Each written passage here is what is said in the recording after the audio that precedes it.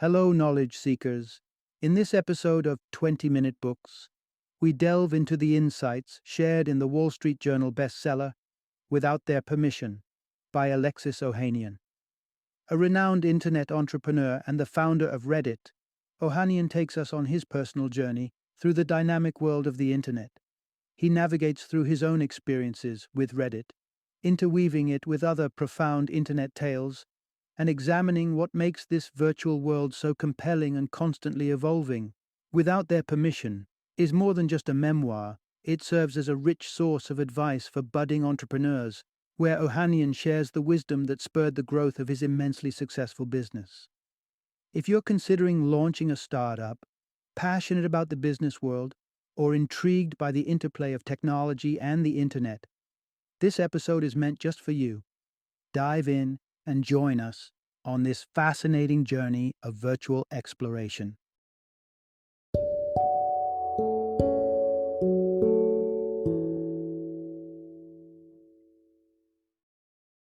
Without Their Permission: How the 21st Century Will Be Made, Not Managed.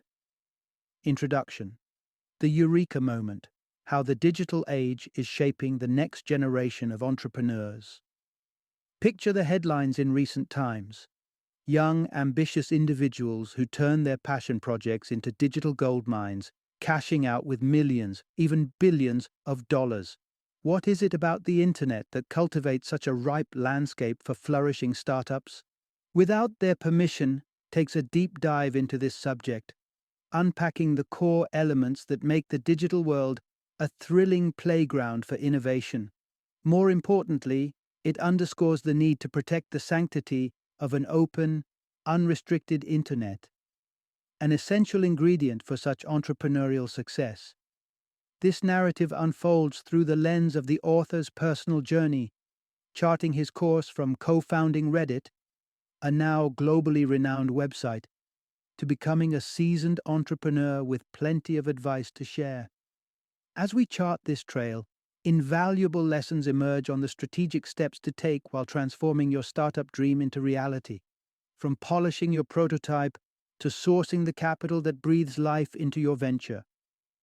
As we voyage through this narrative, we will discover how the author grew Reddit from an idea into a digital phenomenon, why the possibility of realizing the American dream in the digital sphere is contingent on an unregulated internet, the compelling story of an entrepreneur who changed the face of the travel industry thanks to his debate team's predicament, and the amusing tale of how a whale came to be christened Mr. Splashy Pants. Part 1. Turn the tables. Forge solutions out of everyday problems. Picture this. You're on the brink of launching your tech startup. How do you kick things off? The odds are you start by designing an impressive product and hoping it'll catch on. But here's the rub. Convincing people they need something they're not even aware of is an uphill climb. Perhaps we should flip the script and approach this from the other end. Instead of banking on a product, why not start by spotting a problem? It doesn't have to be a widely recognized issue. People may not even acknowledge they're facing a problem until they're introduced to a more efficient way of doing things. This strategy was brought to life by Adam Goldstein, the co-founder and CEO of the successful travel search engine Hipmunk. When in college, Goldstein found himself caught in the daunting task of booking flights for his debate team. They had a shoestring budget, which meant he had to scan through multiple flights across various airlines and time slots to find the cheapest options. It was a painstaking and time-consuming ordeal. That's when the solution hit him. Why not create a travel search engine that simultaneously searches across several airlines, ranking them based on price and other factors like the number of layovers and flight duration? In 2010, he presented his problem-turned-solution to Reddit co-founders Alexis Ohanian and Steve Huffman. The trio breathed life into this idea, christened it Hipmunk, and in the process revolutionized how we search for travel options, making it less time-consuming and easier on the pockets. The product was an instant success, with users quickly realizing the benefits of Hipmunk, even if they hadn't previously perceived travel searches as a problem. The simplification of the process was a breath of fresh air, and reason enough to be grateful. Part 2. Launching sooner than later. The art of releasing a good enough product. Are you someone who obsesses over every minute detail of your product, relentlessly chasing the illusion of perfection? You're not the only one. Many entrepreneurs fall into the trap of spending countless hours trying to polish their products to an impossible standard. Here's the hard truth. Perfection is a myth. The pursuit of an unattainable standard merely devours precious time that could be better spent elsewhere. Moreover, most users are unfazed by minor glitches. They simply want a product that works. So, here's a counterintuitive idea. Launch your product as soon as it's good enough. The concept of the minimum viable product, the simplest possible version of your solution, is no stranger to the startup scene. This approach is, quite frankly, what you should be doing. Take, for example, Reddit, the author's brainchild. The early version was a simple web page where users could submit links and view them on the front page based on their popularity. Despite its simplicity, it was a good enough product and eventually sold for millions of dollars. Once you've launched your good enough product, you can then refine it using customer feedback. By observing how users interact with your product, you can glean valuable insights into where improvements need to be made. Look back to the initial version of Reddit. It was a pretty basic setup. But over time, the founders gradually enriched their offering. They introduced a voting system to augment their link rating mechanism and added various sub-pages for specialized content categories. The key takeaway? Start small and build from there. Turn a blind eye to the mirage of perfection and focus on what truly matters, creating a viable solution and getting it out into the world. Part 3. Secure your lifeline, ensuring sustainable funding to prevent startup collapse. In the intricate dance of startups, the Grim Reaper often strikes in the form of cash shortages. While failure could spring from various sources, faulty strategies, inept leadership, or products that fail to resonate with the market, it frequently boils down to simply running out of money. Money is the lifeblood of your venture. It sustains your workforce, underwrites logistics, and pays the rent on your office space. When this crucial resource dries up, it's a death knell for your business.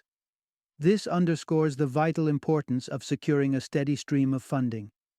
While you won't stumble upon pots of gold in your backyard, there are plenty of avenues to tap into for funds. One such lifeline is venture capital firms. These firms provide fledgling startups with the financial boost they need, coupled with expert guidance in exchange for a slice of the company's equity. Alexis Ohanian and Steve Huffman, the founders of Reddit, for instance, drew their initial funding from Y Combinator, a seed-stage venture capital firm. However, securing funds from such firms isn't a walk in the park. They meticulously assess your concept and business blueprint and only bankroll those ventures they believe would eventually fetch them a substantial return on investment. For instance, prior to Reddit, an earlier idea proposed by the author and Huffman was rejected by Y Combinator. They had to rework their concept into what later evolved into Reddit to secure the needed funding.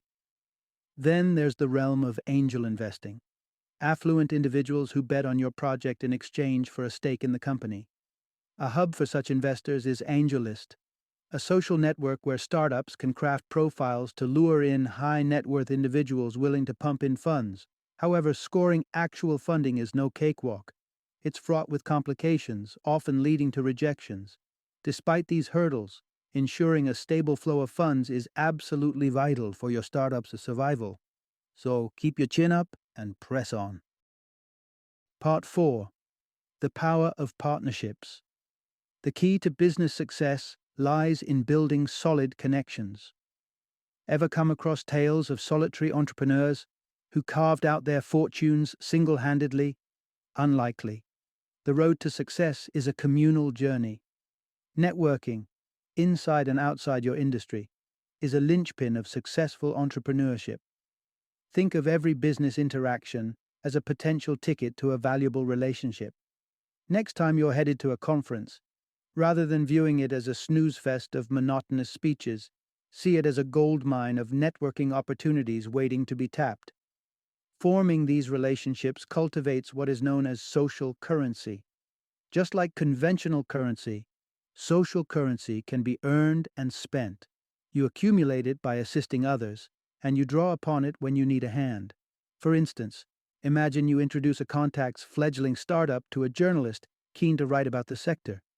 This small act, which requires little effort from your end, pays off in the form of increased willingness from the contact to lend you support in your hour of need, such as when you need media coverage for your product.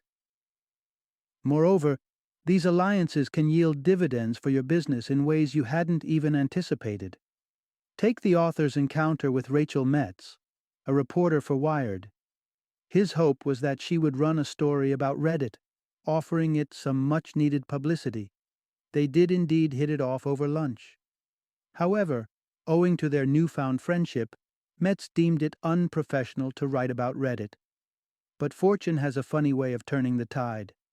Metz mentioned Reddit to her editor, who in turn referred it to business contacts at Condé Nast, a massive media conglomerate. In a twist of fate, Condé Nast would go on to acquire Reddit, significantly fattening the author's bank account. Part 5. Leveling the playing field. How the Internet empowers smaller communities to drive change. Considering the heavy emphasis on Internet-based startups, you might question why such a preference for the online world over traditional media platforms like print or television. What sets the Internet apart? Simply put, the Internet unleashes the collective strength of the masses.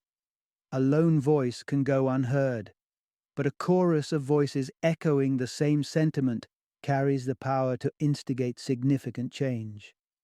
Take animal lovers and rights activists, for instance. An individual picketing a slaughterhouse may not make waves. But what if there were 300 individuals instead of just one? That's where organizations such as PETA and Greenpeace come in, gathering like-minded individuals under one banner.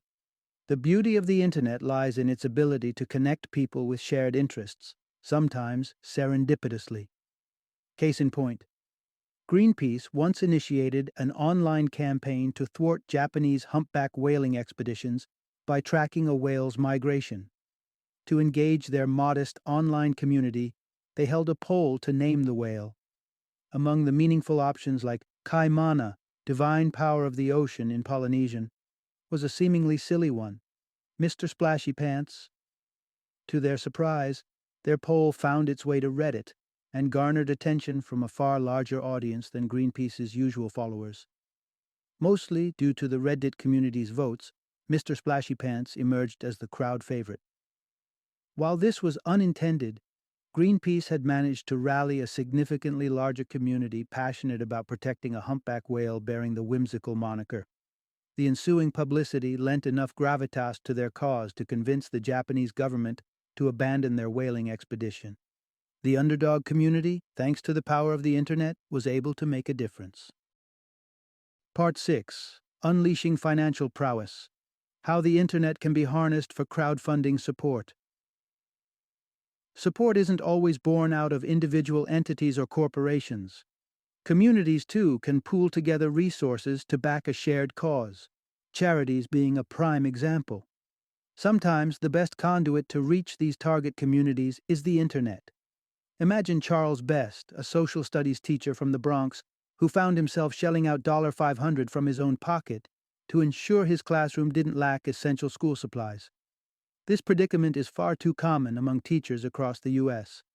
To alleviate this financial pressure on teachers, Charles pioneered DonorsCues.org, a web-based initiative that encourages users to donate small sums to school projects they're passionate about. This innovative approach is known as crowdfunding, the practice of financing a project with numerous small contributions from a large number of people. Crowdfunding offers several distinct advantages over traditional fundraising models. Take the transparency of Charles Best's crowdfunding initiative, for instance. Instead of having an organization, dictate where the funds go. It allows individual donors the autonomy to allocate their contributions. Be it $10 or $10,000, donors have a clear line of sight into the exact destination and utilization of their contributions. Organizations like donorshoes.org also skirt the convoluted bureaucracies that often bedevil larger charities, thereby slashing a significant chunk of administrative overheads. The mechanism to receive donations is easy and cost-effective. Teachers or students simply post a description of their project on donorshoes.org. Once funds accumulate, an employee from donorshoes.org purchases the necessary items, be it computers or microscopes, and directly hands them over to the teacher, keeping overheads at a minimum. Moreover, donors have the flexibility to channel their entire donation to the project or earmark 15% of it towards covering donorschoose.org's operational expenses. The success story of donorschoose.org holds invaluable lessons for Internet startups. Through their innovative approach, they were able to continually secure donations each year, even during the financial crunch when donors and school systems were tightening their purse strings. Part 7. Disrupting the Media Landscape: How Platforms like YouTube Empower Small-Scale Content Creators. We'd love to believe that those with the brightest ideas always capture the spotlight, but unfortunately, reality often tells a different story.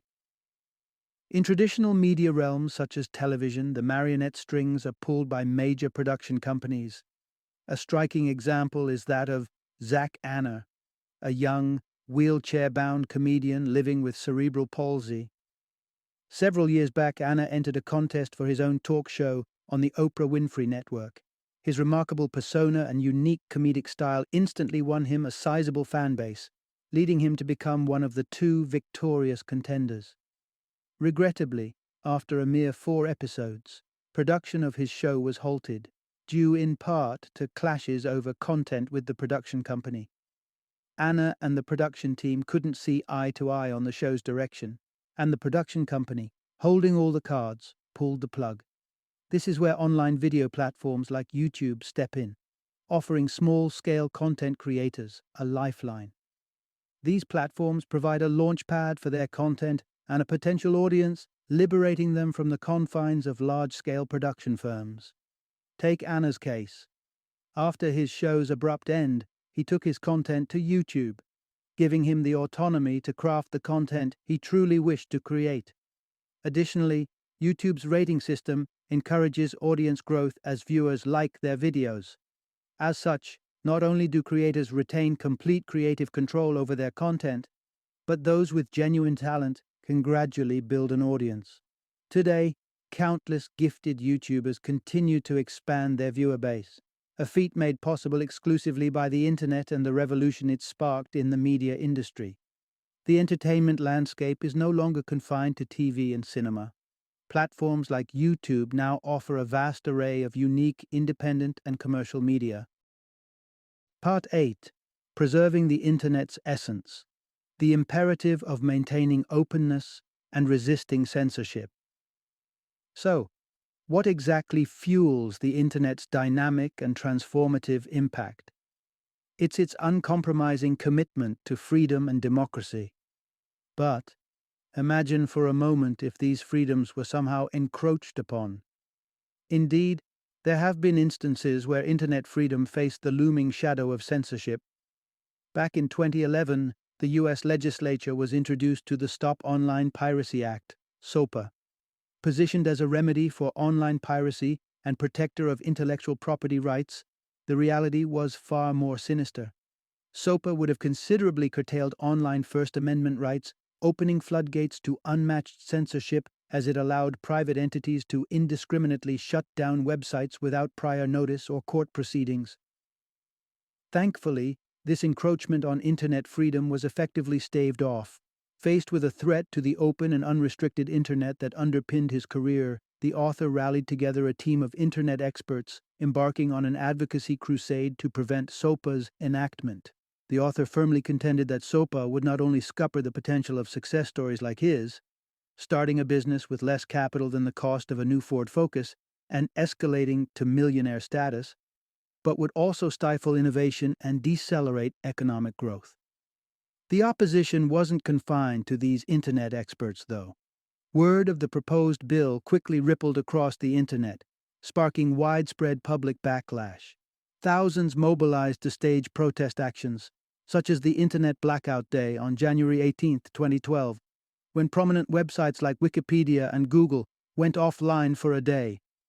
Fueled by these monumental protests, SOPA began to hemorrhage supporters, ultimately failing to clear Congress. The author asserts that a free and uncensored internet ranks among the most critical political issues of our era, certainly a cause worthy of staunch defense. Final summary. The primary takeaway from this book: the advent of the internet has bestowed individuals and collectives alike, from nonprofits to fledgling startups, with unparalleled access to a global audience. It has transformed the dream of a flourishing venture into a tangible reality for anyone with an enterprising spirit and problem-solving approach. But for this potential to remain accessible to all, it is imperative that the internet maintains its inherent freedom and openness.